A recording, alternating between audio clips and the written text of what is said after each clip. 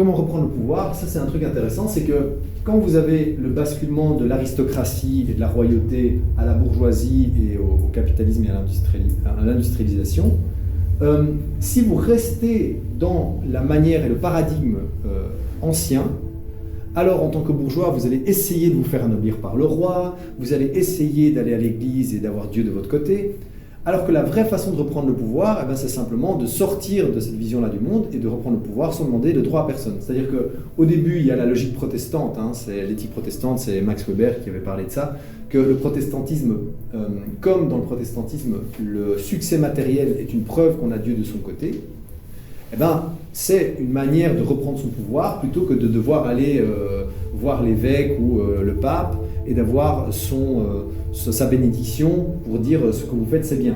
Voyez?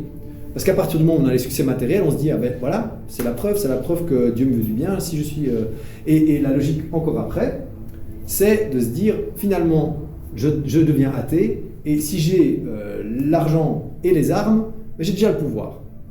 Dans les faits, j'ai le pouvoir. Et le roi, on s'en fiche.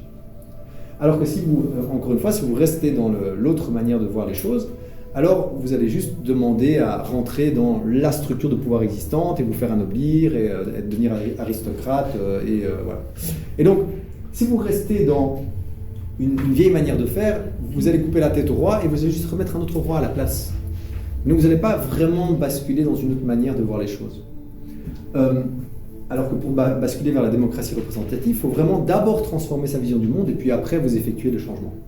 Donc aujourd'hui, pourquoi je parle de ça?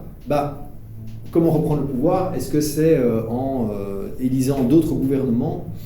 Je ne sais pas, parce que vous restez dans le cadre d'un système de démocratie représentative, ou alors est-ce que c'est plutôt en commençant à s'auto-organiser, à montrer qu'on sait collectivement poser des actions sans devoir passer par papa-maman?